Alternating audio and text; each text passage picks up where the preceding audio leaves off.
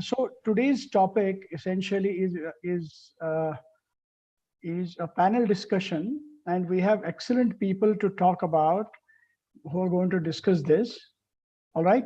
Unfortunately, our colleague from Jaipur himself is not really available for this. So we have Anusheel, Munshi, we have Sadashivudu, we have Amit, we have Shyam, and we have Arun from then they are from all over India.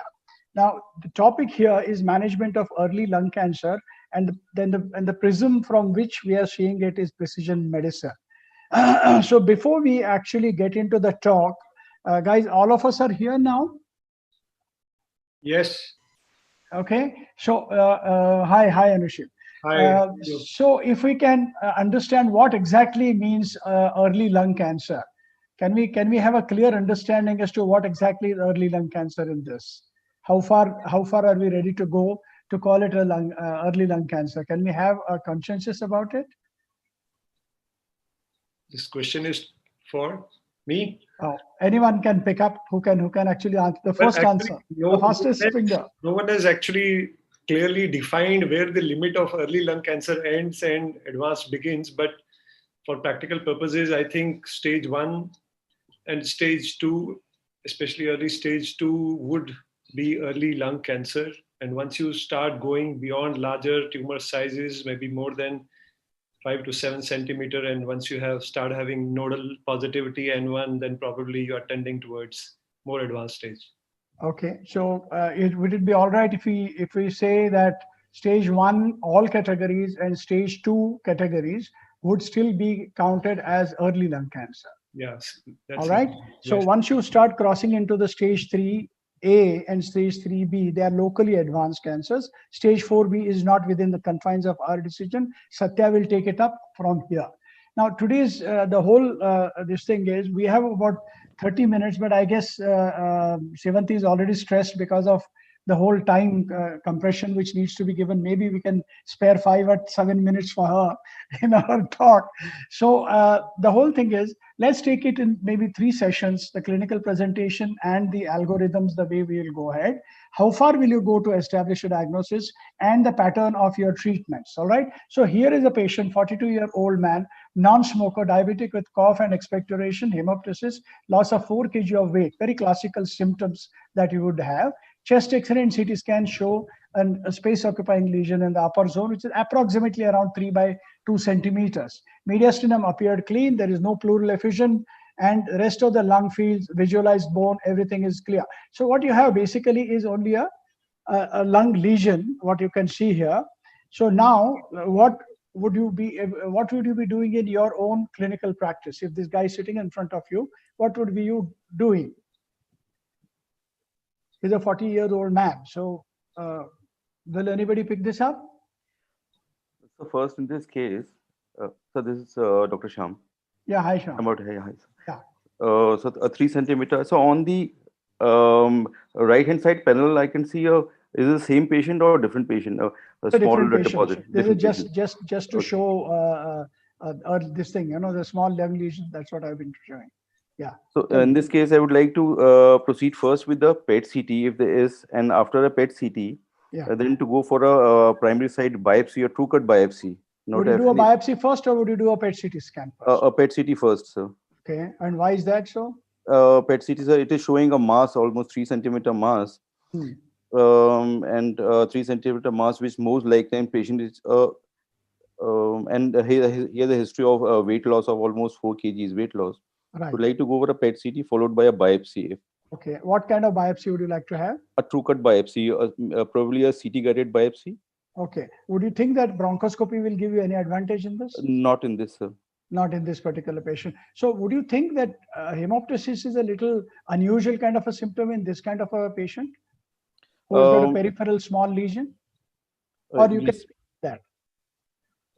Sir, like first would like to go to PET CT. I think hemoptysis is slightly, this lesion cannot explain the hemoptysis. You are right. Okay. All right. So it is unusual, but please understand that even a small lesion in the entire periphery also can still throw a hemoptysis. But if you have a very small rounded lesion in the periphery, very much in the periphery, and if you have a severe hemoptysis, it goes more in favor of a neuroendocrine tumor rather than a carcinoma, because Right. generally they are the ones who throw out blood quite a lot. So that is the thing. So your further investigations would go through the normal algorithm of, say, blood study, the chest, the radiology you have already done. Tell me one thing. Do you do PET CT scan in every stage? Suppose if this lesion was 1 centimeter, would you still do a PET CT scan? Although there is no recommendation for such a small lesion, peripheral lesions, to do a PET CT, but looking at the current scenario where the patient may, at later point of time, it come out to be a malignancy, he may come out to, why we have not on demand, we would go for a very early, otherwise not in a 1 to 2 centimeter peripheral lesion when very rounded and on CT mediastinum is totally clear. In those cases, I would like to skip. Okay, we have 4 other guys who can actually vote for this. Anusheel, what do you think? Yeah, I'm Dr. Sadashivudu, sir. See, Hello. what Dr. Shyam said actually practically makes sense. But if you see the guidelines and go by the what is written in the guidelines, then NCCN would probably recommend PET CT even for stage 1A. In your clinical practice, what do you do? In my clinical practice, I would actually err on the side of doing a PET CT rather than withholding a PET CT. What about the other guys? Yes, sir. I think I'm Dr. Sadashivudu, sir. Just I'm unable to show my video, but I think no problem. Here, yes, sir. Definitely, whenever we are planning for definitive therapy, it is a curative intent. So we would prefer PET CT. So there is no question of we can't escape from the PET CT. If you are going to investigate and intervene in this particular patient, you need to have a PET CT. Apart from doing an imaging for the mediastinum also, there is a possibility that, there are a very small percentage of patients, up to 1%, who may be having a second malignancy, which will actually show up. We have a series of a large number of patients who have actually shown up malignancy in the kidney, in the colon at the same time when you have a primary like this. So that actually changes your entire decision. So that is something which actually is contributory. What about MRI? Shyam, what about MRI of the head? No, so MRI, I would not like to go for an MRI in this 3 centimeter lesion, because MRI, if the notes are positive in the mediastinum, then I would like to. Even the guideline says stage 3 and above MRI of the brain. Okay, a 3 centimeter lesion, would you do a MRI of the head? No, I would not do MRI of the head. Anusheel, what do you think? What is the incidence of metastasis in the brain in case of stage 1, stage 2 lung cancers? Well, if it is stage 2 or stage 2B, I would definitely like to do an MRI. But for a stage 1, if a whole body PET CT, contrast PET CT, including the head, has been covered, I would be reasonably okay with that. Okay. So the cutoff here would be maybe about 2 centimeters? Maybe around 3 centimeters. We are at stage 2, T1 lesions. Okay. Stage 2, I think we do, and we tend to do the brain MRI. So, but stage 1, this is stage 1C. This is 1C, exactly, T1C. If you review the literature, actually, even in stage 1, you have about 1.9% of patients who will show asymptomatic kind of a brain met. But now the thing is, statistically, it is not supposed to be very significant, though I don't know how as a clinician it doesn't remain significant at all, So, but by and large, that is not a guideline for NCCN. So in case of early lung cancer, in case of stage 1, we do not generally advise MRI head. All right. Now, tissue diagnosis. Now, you said that you would insist in getting a CT guided true-cut biopsy. Suppose this patient comes to you with a sputum positive adenocarcinoma. He comes with it. He says, I've got an investigation done. It is showing adenocarcinoma as per the pathologist. Would you still go ahead and do a biopsy? Yes, sir. Yes, sir. Yes. We do. We still have a concurrence here? Yeah, because we need more tissue. For what? Testing. For further testing, like anything EGFR. What testing? What testing will you do? Now we are doing something EGFR or ALK, and even sometimes also people there. Of course, the research said, but PD-L1 is not the more routine one, but at least EGFR and ALK can be done before you go for any surgery. So I think the talk just before ours from our guest from Singapore, he said that they group the whole thing in three manners. So he said that they actually break the thing into 3 parts. One was molecular diagnosis, one was histopathology, and the third was the immunohistochemistry, right? Yeah. So for that point of view, you will need a true-cut biopsy, right? I would like to know from this August panel, do you always ask for a mutation testing or a checkpoint inhibitor assay? In an early, we are talking of early lung cancer, please mind you. Do you ask for mutation testing or checkpoint inhibitor? Now we are asking for what's the mutation markers, like especially EGFR and all. PDL1, I think not routinely, but yes, because of recent some studies said I think we can use TKIs in EGFR positive even resect the tumor as adjuvant therapy. Yes.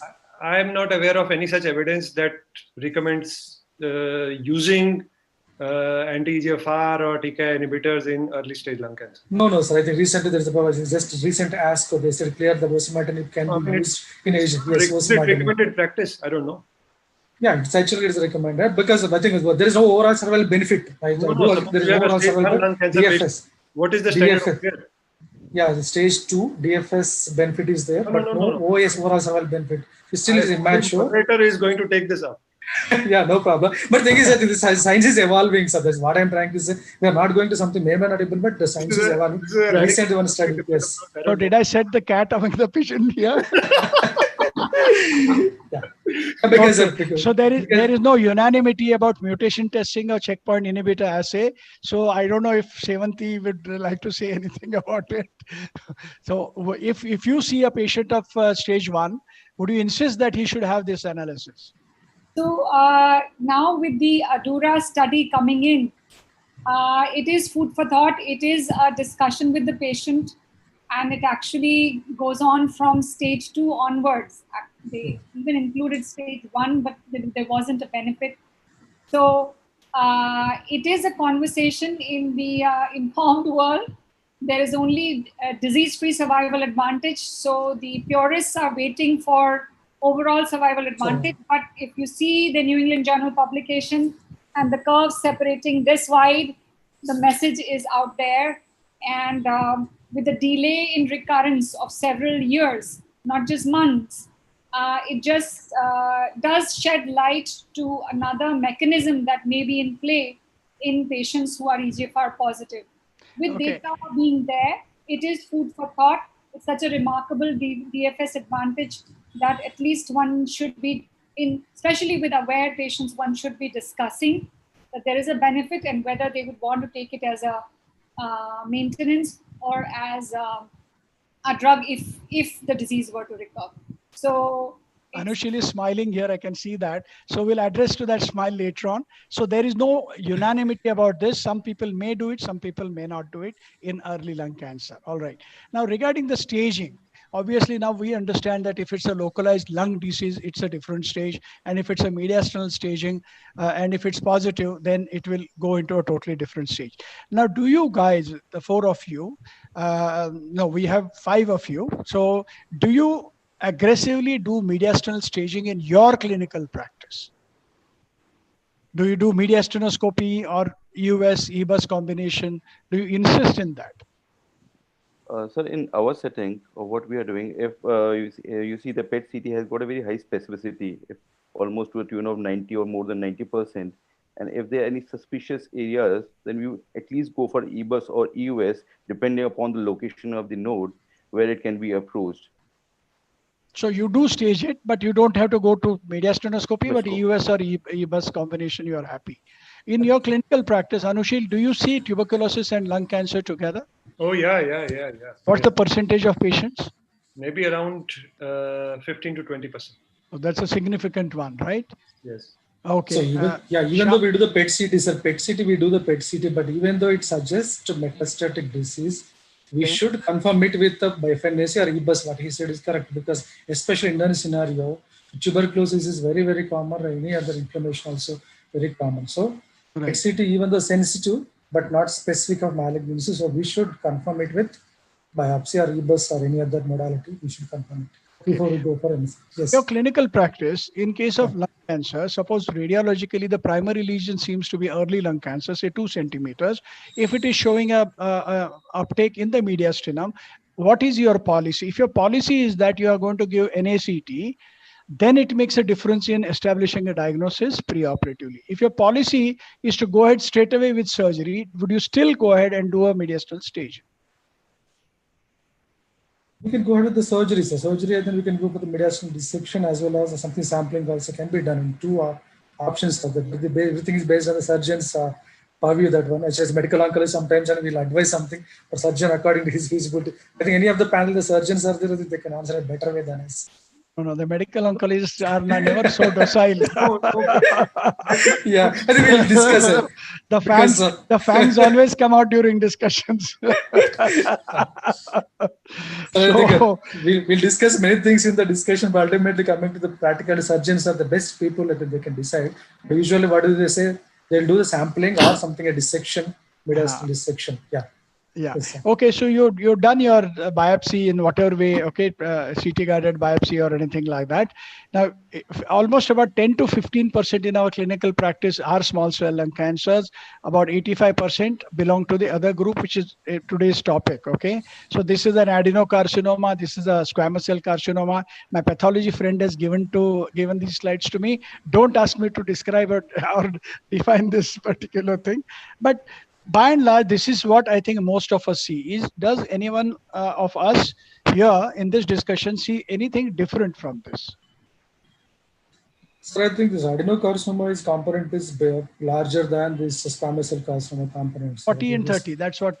No, I think it's more than, actually in our practice, I think it's more than 60% of adenocarcinomas nowadays. Okay.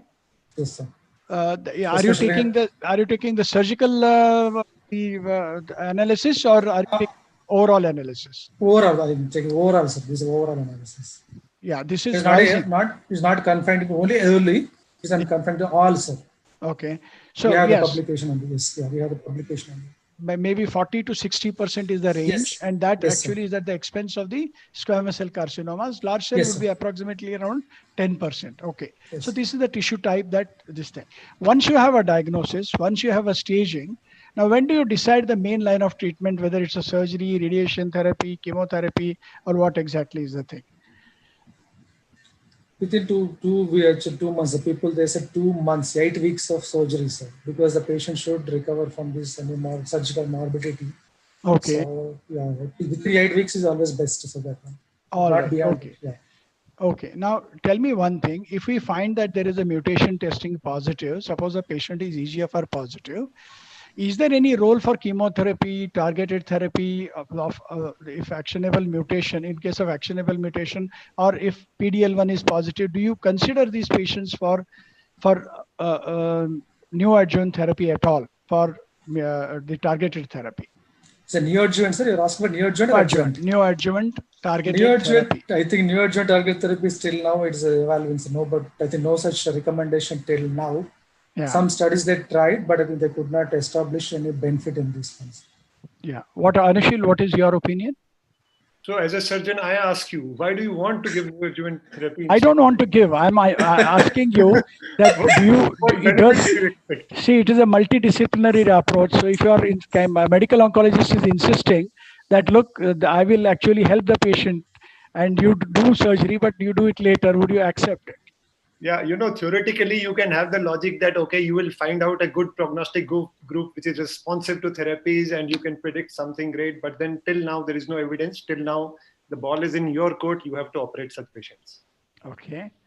All right. But you will clinically come across patients who have received this targeted therapy because the patient has not seen a surgeon first, right? Have you seen such patients? Rarely. Fortunately, rarely. No, sir. You are a very cautious surgeon. I think very rare, sir. Nowadays, it's very rare to just start any. So since we are talking in terms of stage 1 and stage 2, I do not think that there is any role for preoperative therapy, as a clinical guidelines do not really mention that. And today, I think any certified medical oncologist is unlikely to resort to this kind of a thing, except in a very, very rare kind of a circumstances like what we have had for last 6 months. Right now, does the specific histopathology like adeno or squamous cell carcinoma have any bearing on your decision making, or would you still treat them almost in the same way? Same way, sir. Same way, Shyam? Yes, sir. Okay. Surgery same, sir. No difference. Surgery is same, but the only thing is, in adjuvant therapy is coming to some any adjuvant high risk features, then But still, because only the adjuvant therapy nowadays, we have the adenocarcinoma, pemetrexed is the drug of choice. Squamous, it will not work. It's only So after surgery, right? Yeah. Yes, after surgery only, sir. Yeah. So we are still in the preoperative. So I think preoperative. So suppose, I think no role of medical oncologist in preoperative setup. I think this. No. You have to sit with them for making a first decision. Ultimately, that's very important. Yes, because I think, yes, sir. There is no standard guideline. Yeah. Unnecessarily, Okay. we should not confuse the patient. I think there is no. Now you are in the midst of the surgery. Now you find that suddenly there is another focus in the same lobe, and or in another lobe detected during the surgery. How do you treat that? Restrict that lesion, sir. Pardon me? Restrict the same of that lesion also. So Okay. it is stage to T4. All right. That's fine. T4. It suddenly goes to a higher stage, right? Higher stage. There's a T stage only, not 3A or 3B. Yeah. It will go to Correct. one of the Yes, two sir. stages. Yes, It does not really remain in an early stage, but you address it at the same time. You don't really back out, right? Yes, sir.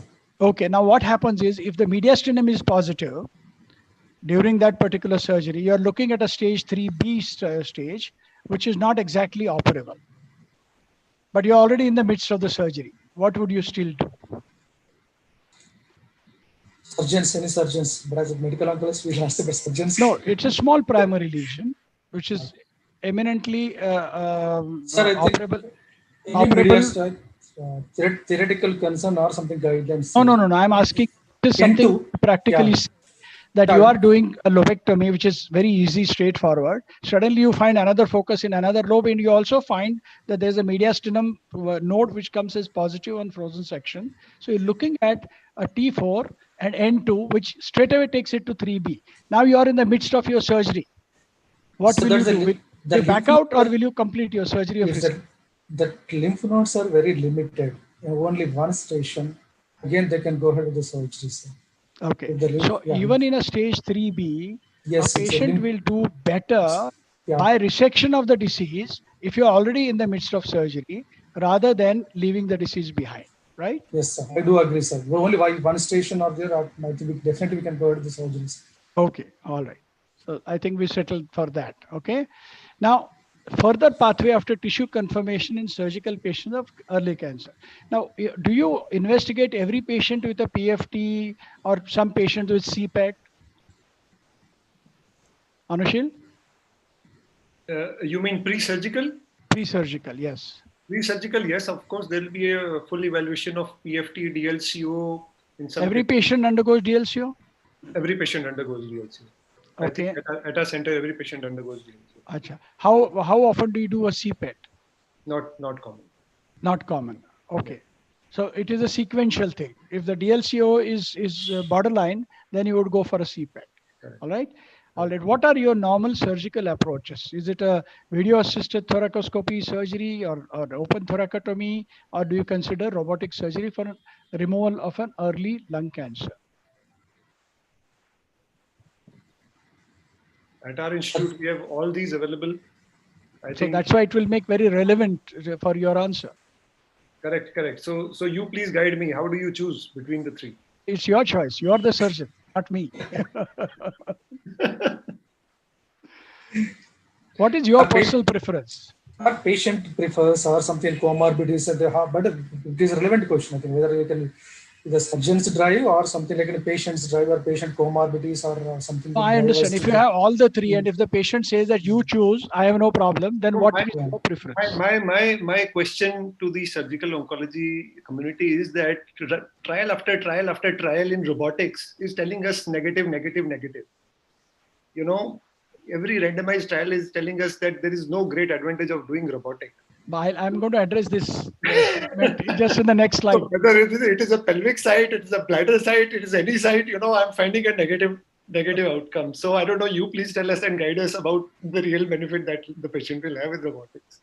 Okay, anyway, let's go quickly. What is the extent of surgery that you follow? Do you do segmental resections, lobectomies, or pneumonectomy? Wedge is mentioned here only to be condemned. Wedge we don't really do. So no wedge, no segmental, at least a lobectomy.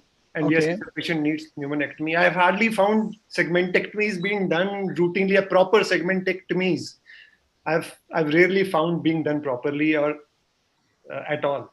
Anusheel, the reason why I'm saying this is, a lot of patients now, particularly in India, come up with interstitial lung disease, where even saving a single segment will make a difference. Sir, you are 100% right. Sir, you are 100% right. But I'm not sure whether everyone is not like you. No, I'm sure. Oh, there are hundreds of people like me. There's nothing like this thing. There are no. Please understand. There are no superhumans. No. Proper segmentectomies doing, I think, requires special technique and special art. It's an application of your mind. I'm sure you can do it the moment you see it. You should not end up with a positive margin and then be in a bigger mess. Key to everything is the amount of normal tissue that you take has to be equal or more than the diameter of that particular disease. So if you have a 1 centimeter disease, you have to take out at least 1 centimeter all around. So segmentectomy is possible there. But if you have a 3 centimeter lesion, less than lobectomy is very, very difficult. All right. How often do you do a pneumonectomy in your patients? Someone else wants to take it? Shyam, how many pneumonectomies done in your series? So very few. I haven't seen much of the pneumonectomy in our center, sir. People have disappeared? My participants have disappeared? Usually lobectomy, rarely pneumonectomy. Yes. Okay. And how do you address the mediastinum? Complete dissection or sampling? No, complete dissection. Dissection, sir. Although we had that randomized trial, but people don't believe in that trial, so complete dissection. Okay. So that's sentinel node, no role, because it does not listen to your pathway. Okay. Post-operative therapy after availability. Okay. Now see, this is the segmented resection. These are the sleeve resections, just being shown to explain how it is done. That's all. Now these are very interesting things. Like you made a comment on comparison of robotic assisted lobectomy with video assisted thoracoscopic surgery. For selected patients with lymph node involvement, robotic lobectomy is safe and effective with a low complication rate and similar long-term outcomes, right? Now comparing open and closed chest surgery with early stage this thing, is it still relevant? Controlled trial, Dominic has commented on trial by Long. From an oncological standpoint, the results confirm that complete resection rate is identical in both thoracoscopic and open surgeries. So you can actually pick and choose exactly like what Anusheel said. All right. Now this is the histopathology what we got. Adenocarcinoma grade 2, upper lobe 2.8 centimeter by 1.3 centimeter. Lymphovascular embolization positive, 2 lymph node mets with perinodal extension. All N2 was negative. Are you going to give any further therapy for this patient? Yes, I would like to give. You would like to give? Yeah, yes. Sir. What is the specific reason for it? So extranodal extension, N1, even some data shows, even N1 having the perinodal extension, there would be a benefit of adding the radiation, post-op radiation. Favorable factor. Yes. So perinodal extension is one of the unfavorable factors apart from the lymphovascular embolization. Right, sir. Right. So there is likely to be a benefit. All right. So you see here, does adjuvant chemotherapy help survival in lung cancer? Anything which is more than 3 centimeters or 4 centimeters, it definitely helps. And that's why it has become a kind of a clinical guideline for chemotherapy. But we are here, if you really see, this is 2.8. So you're still on a borderline, but there are two definite areas where it is seen, it is unfavorable. All right. Two lymph nodes mets positive, sir, in this second mention. Right. Now, this is the trial which the medical oncologists are very fond of referring to, the ADAURA trial, which they are pushing for changing the clinical methodology of treating itself. Now, this is right from stage 1 to stage 3A. So it's actually crossing across all borders of the surgeon. So this is a arrow across your entire horizon, which shows that once you excise, if you give osimertinib, there's a definite, the understand one thing, what it is showing, it is something which is, the hazard ratio is 0.17. I mean, this is unbelievably good. So, I mean, this, are we going to change our line of therapy in that? What is your thought process? Shyam, what do you think? Sir, the data is quite convincing, sir. So I think maybe there are some other trials which are going on right now, as discussed previously. I think the medical oncologist will be tempted, and if there is improvement in the OS benefit, if there is OS benefit, This is the thing, and now I'm going to put up something which will make Anusheel very happy. See, only overall survival matters. So there is something like this, erlotinib versus chemotherapy. When you see progression-free survival, this was the data. This was, HR was 0.16, but here overall survival data, there was hardly any change. Same thing, we are looking at this one. We are still awaiting here. So the hardcore endpoint is overall survival. You have hit the nail on the head. So as of today, I think, well, you don't really lose anything if you want to err in favor, because I'm sure the medical oncology will turn the stone on its head to find out whether it will help or not. But till that thing comes, we can't really change our overall line of treatment. Okay. Thank you very much. Thank you. I thank the panel, and I thank Seemanti for this wonderful opportunity. But I have a bone to pick. Yeah. Where is SBRT? SBRT, okay. We can just have proper Next time. talk. When do you choose a patient for SBRT? Next time. We need some more time to discuss that. We Right? have more coming, so we bring on the SBRT as well. And thank you so much. Thank you. So much. Deshpande sir, all the panelists for this wonderful, wonderful discussion. This very, very involved and entertaining discussion. Thank you. Thank you. Thank you very much. Sir, so frankly, I was thinking about it would be a SBRT panel actually. So I was quite enthusiastic about the SBRT. So you didn't discuss about the. So had it been a 60-year-old male, would have discussed about the SBRT? No, I don't think so. Unless and until there's a medical contraindication for surgery, I don't think there's any justification, even if the man is 80 years of age.